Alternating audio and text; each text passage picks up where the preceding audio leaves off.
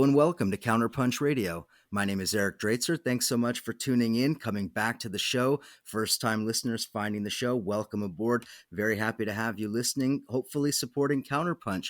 Very, very important to keep our spaces in the alternative media as the fascist police state encroaches ever further, as the clampdown on information continues to progress unabated.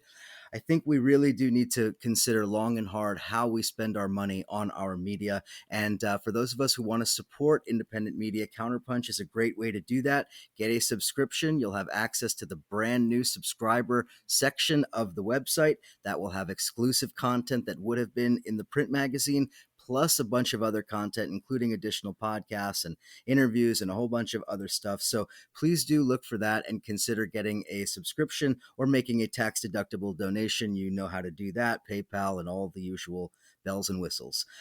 So Counterpunch has been around for more than 25 years, bringing you excellent content. And for our regular listeners, you already know this, but we try to also spotlight these issues that go under the radar, that get missed, that oftentimes get lost in the shuffle, especially now when we're consumed by virus and pandemic and all of these other issues. And so with that in mind, I wanted to focus on this issue of children and this obviously central question about children, immigrants, refugees that has been sort of bubbling to the surface throughout this nightmarish Trump era. And I have on the line with me Laura Briggs. She has written an excellent new book that we're going to talk about today. Laura is a professor of women, gender, sexuality studies at University of Massachusetts at Amherst. She is the author of the brand new book, Taking Children, A History of American Terror. I highly recommend it. We're going to talk all about it. You can follow her on Twitter at LJBriggsLaura.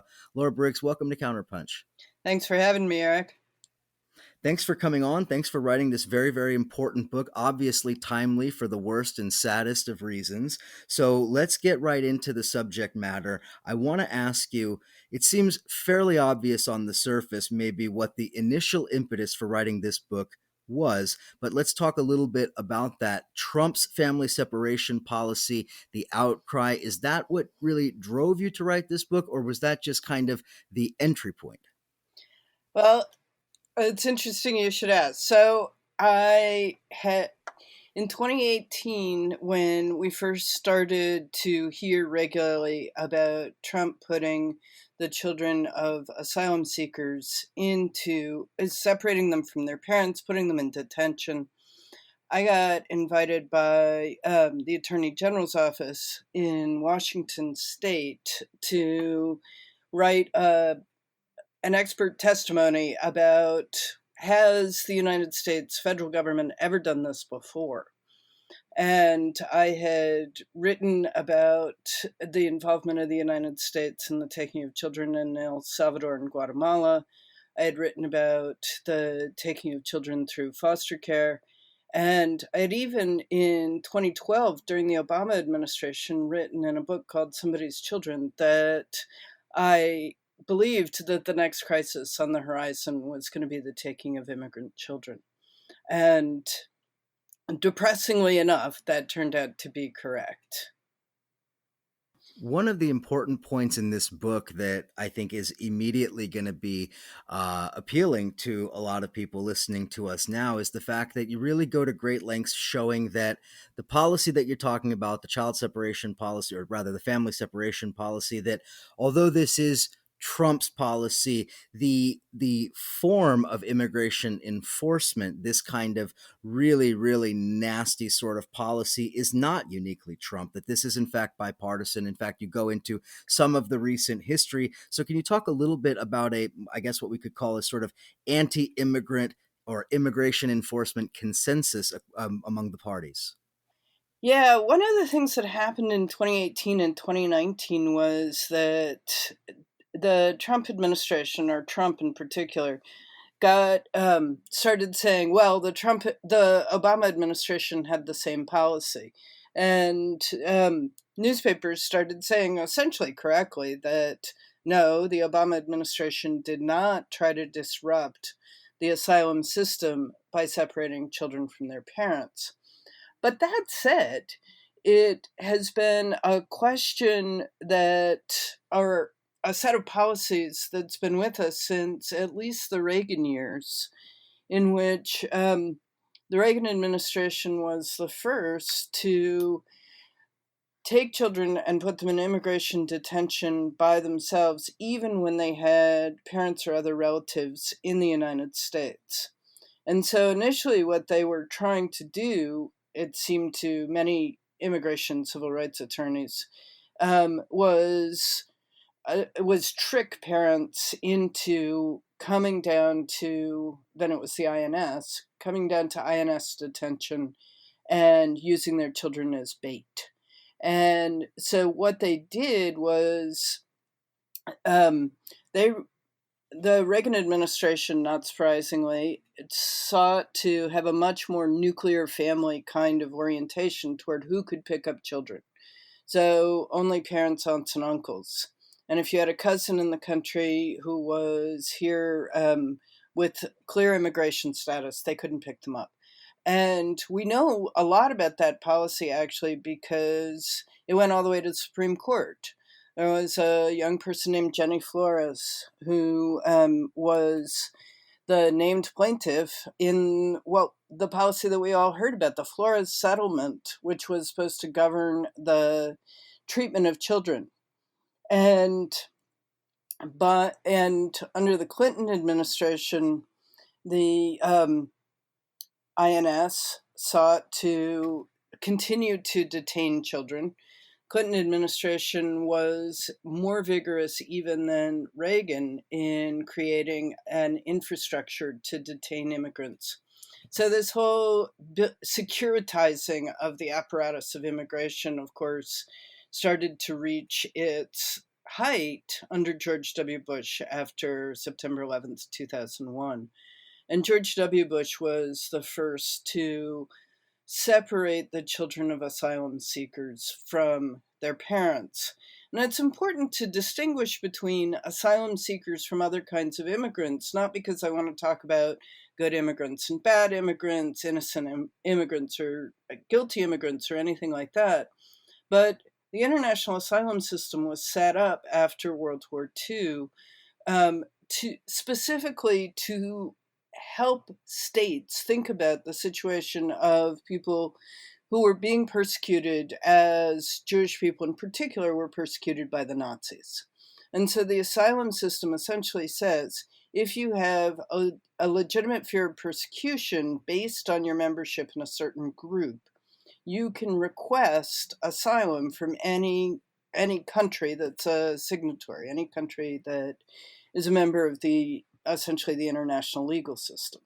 And so that's been really important to member states to hold up. And so what George W. Bush and to some extent Obama, I'll talk about that in a minute, and very much under the Trump administration, has been essentially dismantling the right to petition for asylum by terrorizing adults who sought asylum, by punishing them by taking their kids. And the Obama administration initially set out to restore what had been a relatively a more benign system that didn't separate children from their families. But in 2014, there was a lot, you remember the waves of Central American children who started to enter the country unaccompanied minors. And there was a lot of activism on the far right that Obama, I guess in retrospect, understandably, felt threatened his presidency and the future of Democratic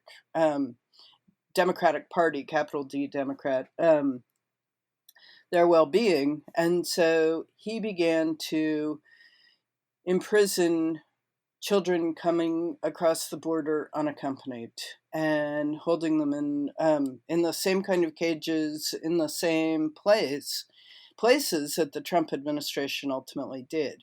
The difference, of course, was that these children at least were coming unaccompanied. The Trump administration made them unaccompanied by taking them away from their parents in order to persuade their parents to withdraw their petition for asylum.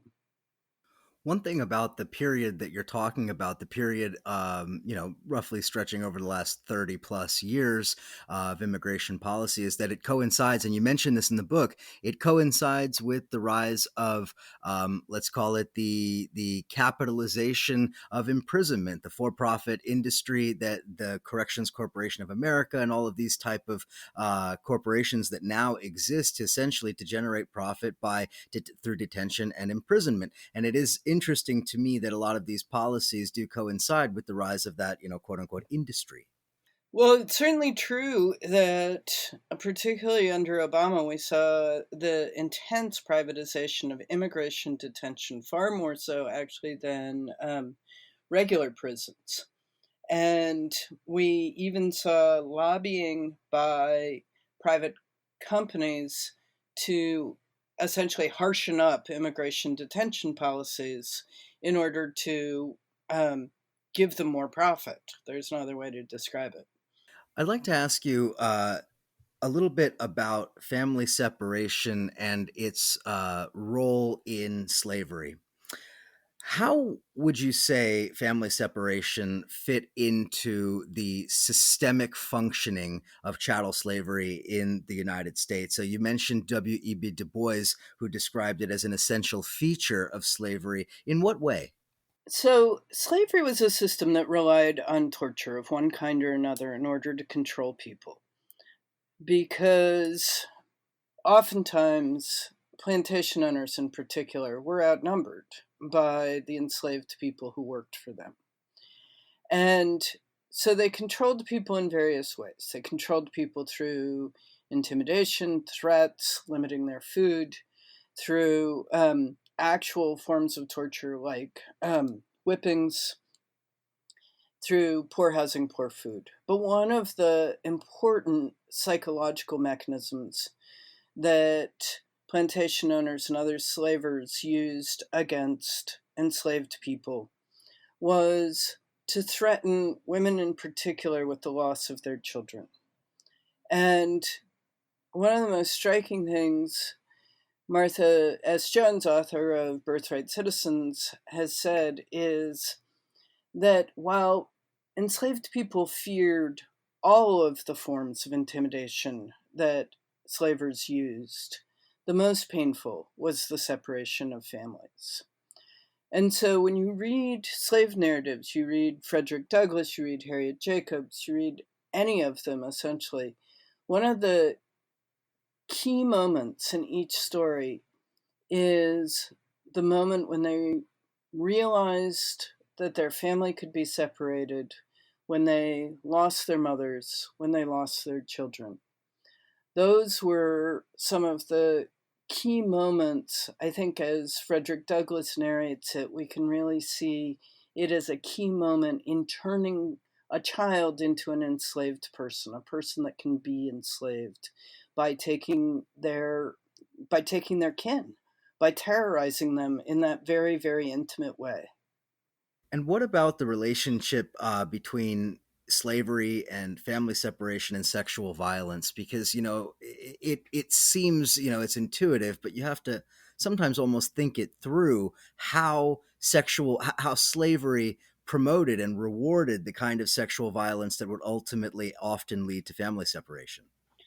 That's right. The because because children were property, because offspring were the property of slavers, then sexually assaulting a female slave meant that a, a slave owner increased his property. And that child, the resulting offspring of that union, could be sold away for any number of reasons or could be used to control their mother. And it once the U.S. stopped importing people from Africa to enslave them, and then reproduction became essential to how slavery continued to operate. And in fact, in contrast to, say, the Caribbean, where people tended to die young and not to reproduce very often, um, in the United States, it became consciously and explicitly a system of reproduction that vastly increased the wealth of, particularly in the South, of slave owners through reproduction, through growing the slave population. Sexual violence as a form of capital accumulation. Precisely. And specifically, I think we also maybe most famously or infamously think of the taking of indigenous children by the United States, particularly after the Civil War period. Can you talk a little bit about U.S. policy towards indigenous people and the taking of their children? And I guess specifically, one of the things you talk about in the book that I wanted to get you to elaborate a little bit is how that model that was used on indigenous people in the 19th century really, in some ways, forms the basis of our contemporary immigrant child detention system. Right. So if slavery was a labor system, the struggle over the status of indigenous people was a fight over land.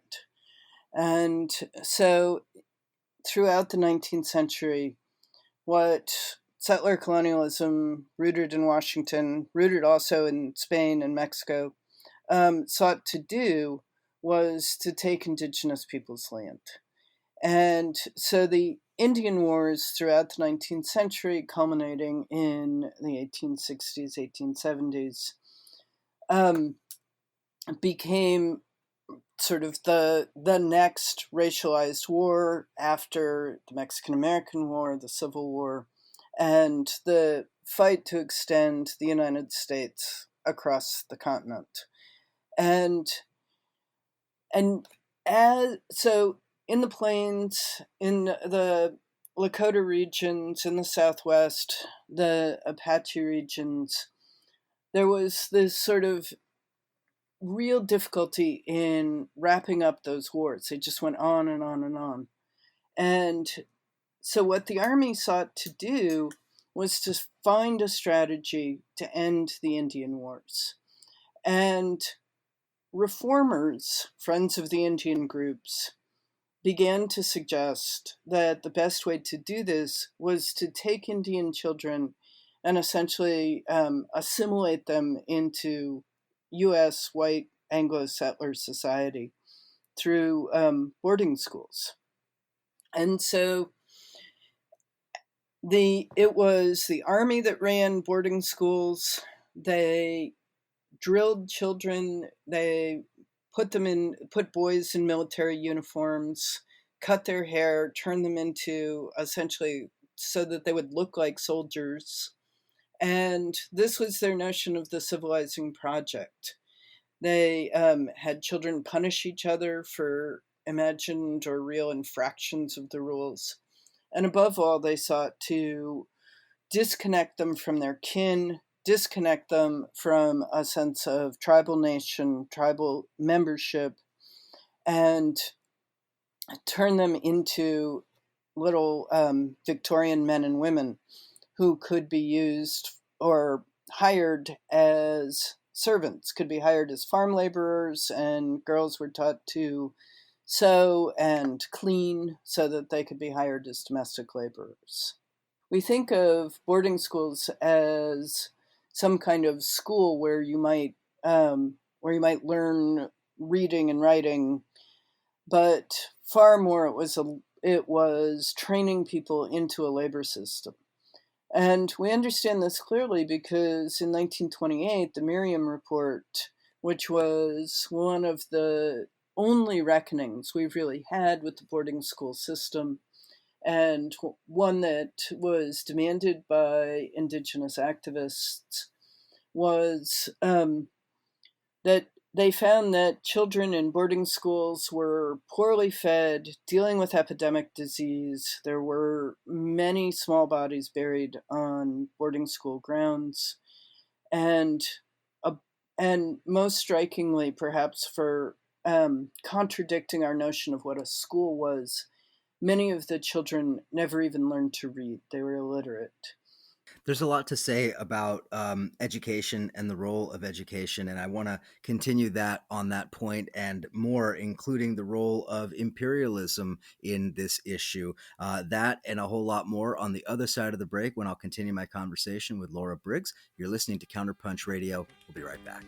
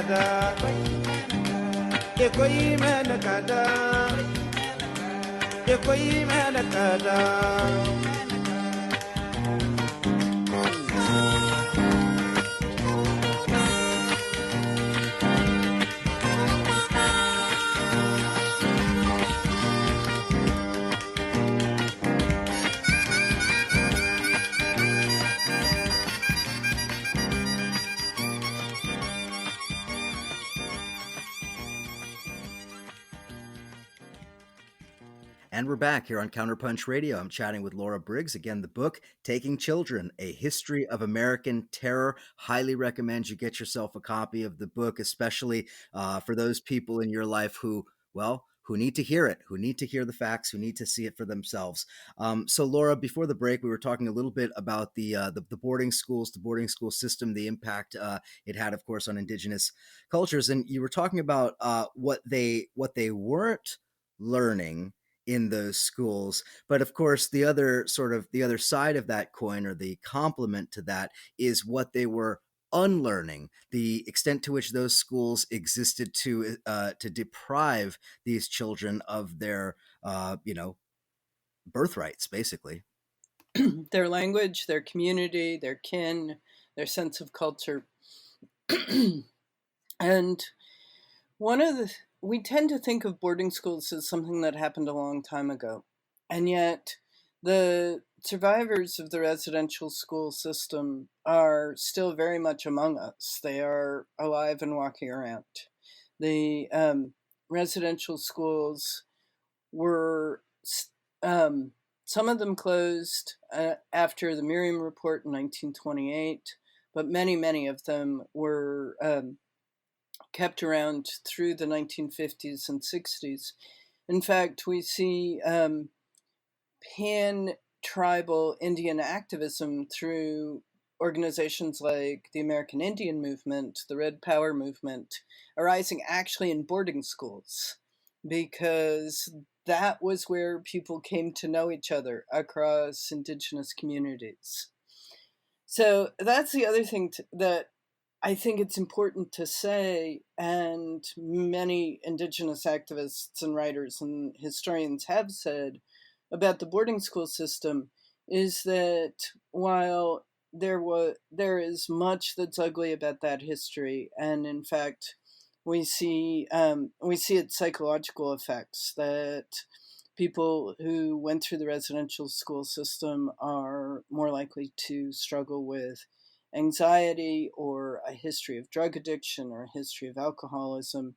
And in fact, even children raised by people who lived in the boarding schools show those same features. They're more more anxious, more likely to be struggling with mental health or addiction issues.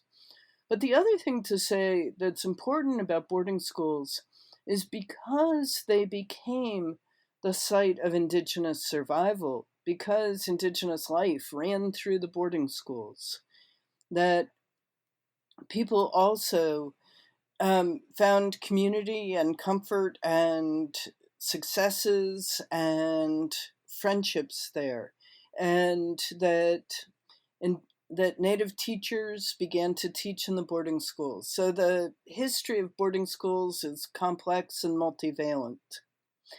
The thing that's less complicated in a way is that after some of the boarding schools began to close and there were more day schools, more kids being raised on reservations in the 60s and 70s, that's also when we started to see state social workers from the state start going onto reservations and saying, "Oh my God, this is shocking. These people are terribly poor. They're insecurely housed. They're insecurely fed, and children shouldn't grow up in these conditions."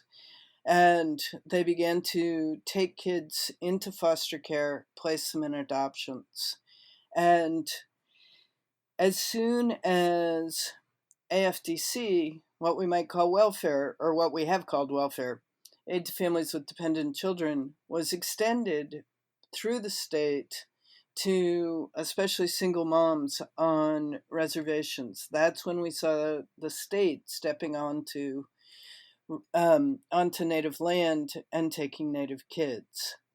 And many people probably have heard something about the Indian Child Welfare Act, which was the result of tremendous activism and Native communities really coming together and people sort of stepping outside of the shame and the stigma that they were made to feel from having social workers and caseworkers involved in their lives and calling them bad parents and saying that they weren't qualified to take care of their kids.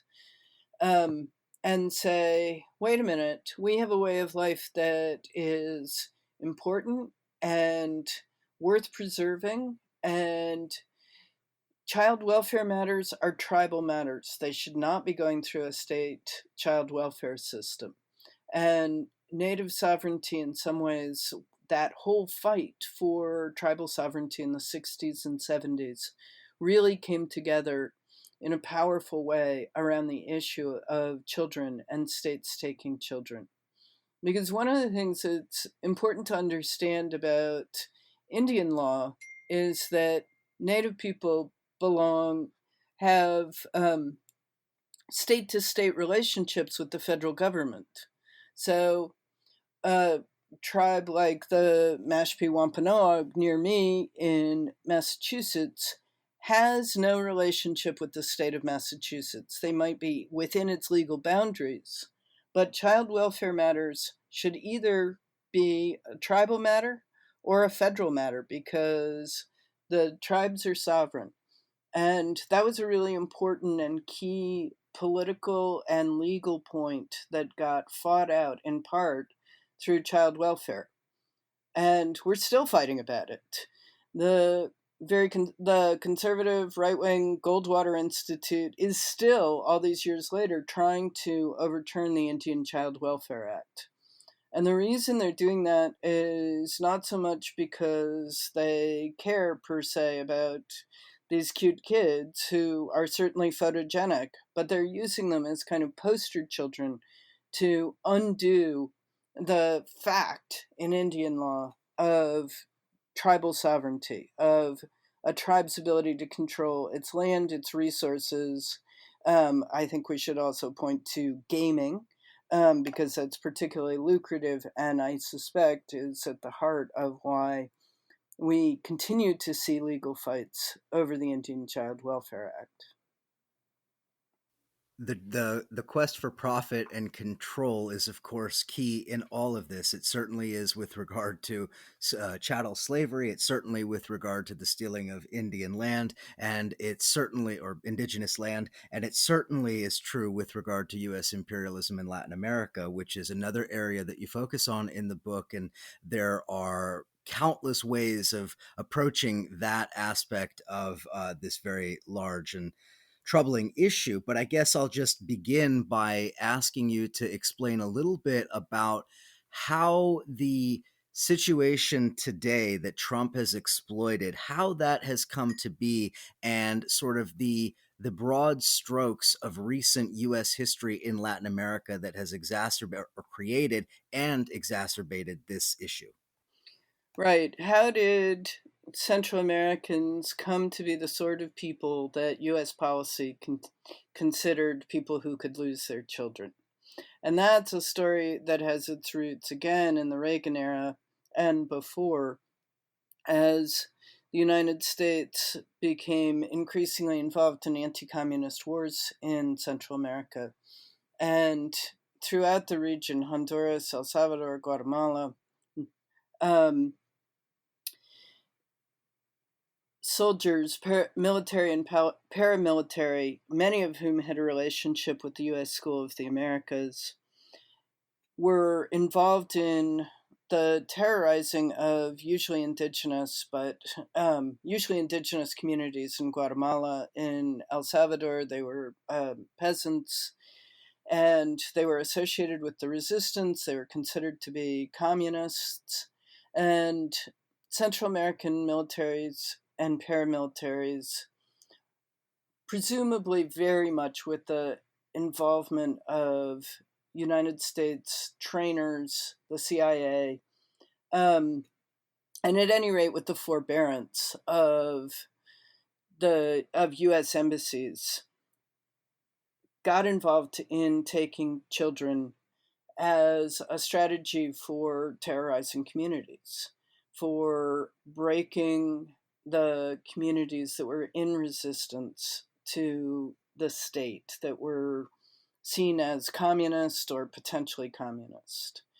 And we know a little bit, I think, about the fact that that happened in Argentina, but we know a lot less about places where it happened more, like El Salvador and definitely Guatemala.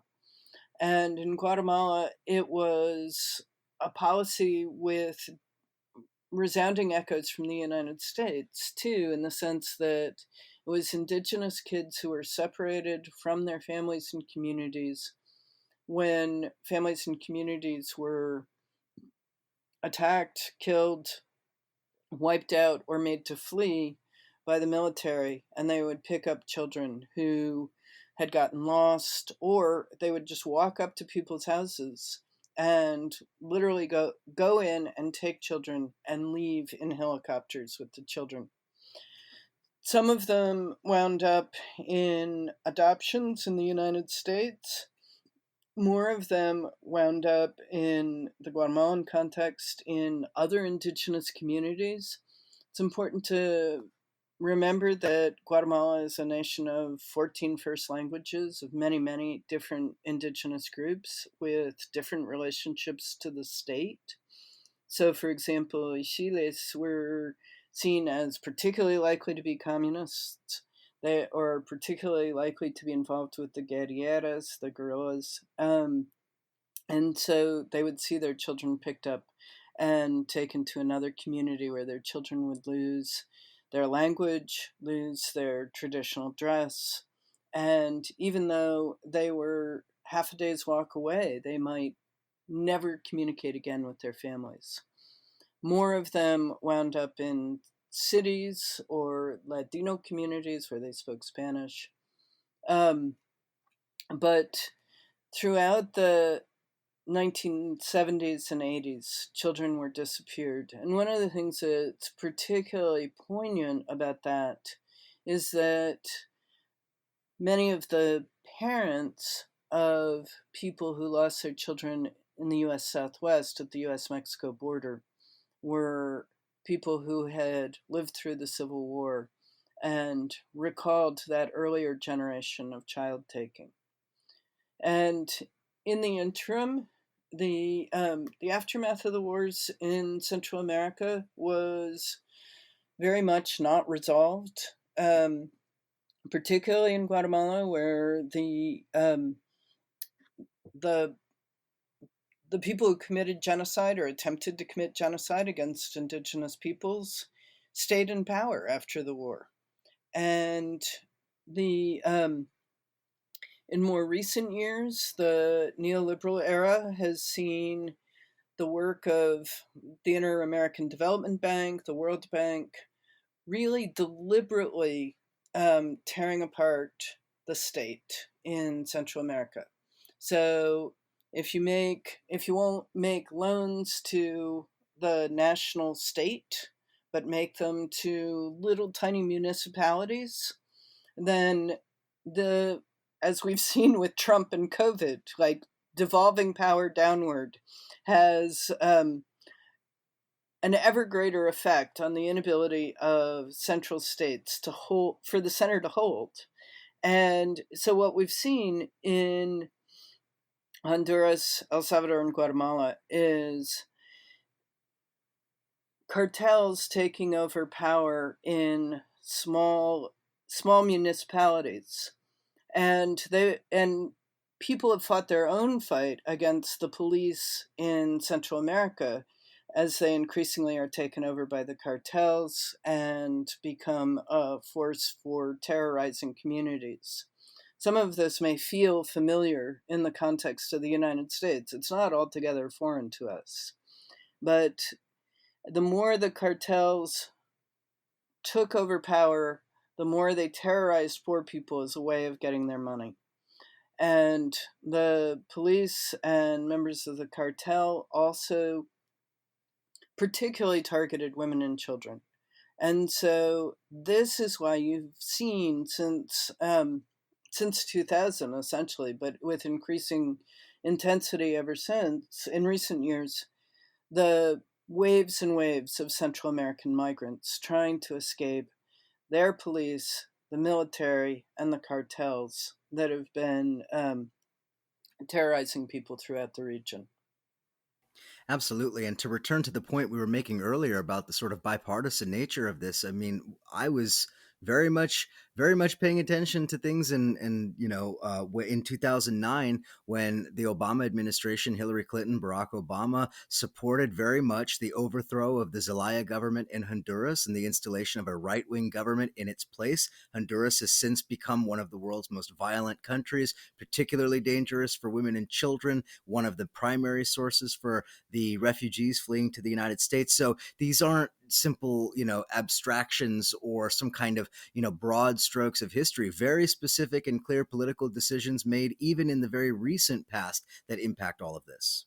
That's right. Plan Colombia under Clinton and under the Obama administration, we saw both of his successors, Hillary Clinton and Joe Biden, very involved in the region, very involved in giving money to militaries and to police forces that, in the case of Honduras, after the overthrow of Zelaya, essentially death squads were reintroduced to Honduras, and the military and the police were part of that.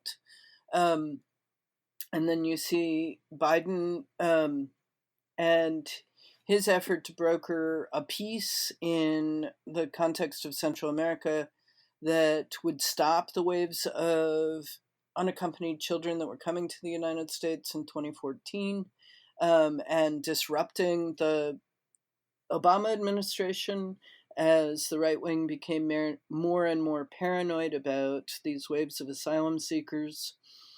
And so Biden, too, was part of brokering, giving money to militaries and paramilitaries Now, I have to say that none of them were as bad as Bolton in terms of upholding truly corrupt figures in the context of Central America. Things have clearly gotten much worse under the Trump administration, but nevertheless, Plan Frontera Sur, the um, the effort to use Mexican immigration officials to stop Central American asylum seekers from ever reaching the U.S. border. That was an Obama era plan, and Trump has very much gone back to it. People might wonder what happened to the waves of children who were being taken. And there are two answers to that. One is what many of them were returned to their parents. Some of them are still in Office of Refugee Resettlement shelters. But in 2020, we stopped seeing the waves of children being taken. Some of them still are separated from parents, but more often what's happening, especially since March, has been that people are being pushed back, kept on the Mexican side of the border, and under the cover of the COVID crisis, the Trump administration has started essentially deporting everybody who enters the country asking for asylum. So if it spent 2018 and 2019 trying to dismantle the international asylum system as it applied to Central American refugees, a movement of refugees that's been in motion essentially since Reagan, um, since March 2020, they have succeeded in stopping Central American migration simply by using COVID to close the borders entirely. If you cross the border and you say, I am entitled under international and US law to seek asylum in the United States, they say, no, you're not, basically. They've allowed two people to petition for asylum since March 2020. And what about these horrendous, just awful stories you hear about children taken from their parents and then disappeared into the adoption system, never to be heard from again? This is, I don't even know what to say to something like that, of just that we know that there are vast historical precedents for that sort of thing, but we hear about such reports even today. Can you shed a little light on if that practice is ongoing? Is it, these evangelical right wing Christian organizations that are involved in this? How does that work, and who's paying attention to it? Well, depressingly enough, Eric, the children who've been adopted, who have been separated from their Central American parents, by and large, were separated from their parents under the Obama administration. It takes a long time for a child to become available for adoption, and those cases that have made the news have been Obama era cases. The evangelical right, that the Trump administration has worked with, the Office of Refugee Resettlement, of course, and Health and Human Services have been taken over by the evangelical Christian right. We talked about them more under the Reagan administration, but they've got a lot more power under the Trump administration than they ever did before. Um, they have certainly played a role in resettling the children, but I think the important thing to say about the Trump administration is that where the Obama administration and its vast immigration apparatus was was in effect racist, that it punished people who were brown, their vision of race was a liberal multicultural one. That is, everybody could be assimilated into US society. Where for the Trump administration, their vision of race and racism is white nationalist. That is, their dream of the United States is that, or their image of the United States is that it's white, right? We've seen Trump over and over again yelling about black athletes, and we're like, what? Why is he doing that? Or now that's really clear, now that he's sort of decided that where he's going to stake his claim to a second term is in defense of the Confederate flag and Confederate monuments of all things. And why this is important when we think about what's happened to immigrant children is, I think it's fair to say that people in the Obama administration very much cared what happened to those children. They cared that they were placed in decent shelters and ultimately in foster care or adoption. The Trump administration, the Stephen Miller wing of the Trump administration, does not care what happens to those children. That's what's made it possible, if shocking, that for them to lose track of children. Some of them get put on planes and taken to Guatemala. Some of them disappear through the cracks of the foster care system. Some are sitting in Office of Refugee Resettlement shelters in Chicago. But they simply aren't keeping track of them. They're not building a bureaucracy around them because they have no vision for the future of those children, except that they're supposed to go away. They're supposed to disappear. And if the goal is to get their parents to withdraw their petitions for asylum and leave, who cares what happens to the children, essentially, is the mindset.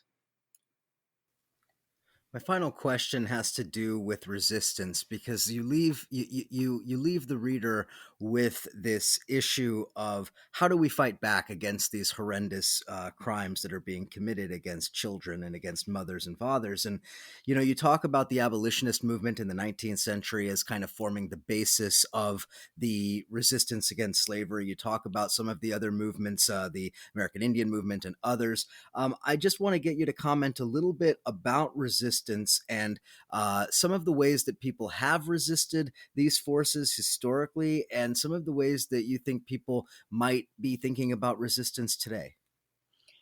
Thank you for asking that, because this is a terribly depressing subject unless we start to think about what are the ways to dismantle these systems.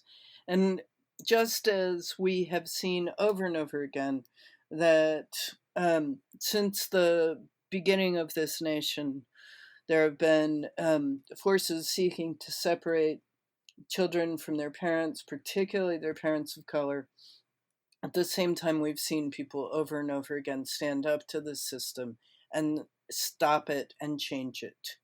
And I think that in the current moment, especially in light of the defund the police movement, the movement for Black lives, and the mobilization for racial justice, that we can see some of the outlines of what a really effective movement can look like.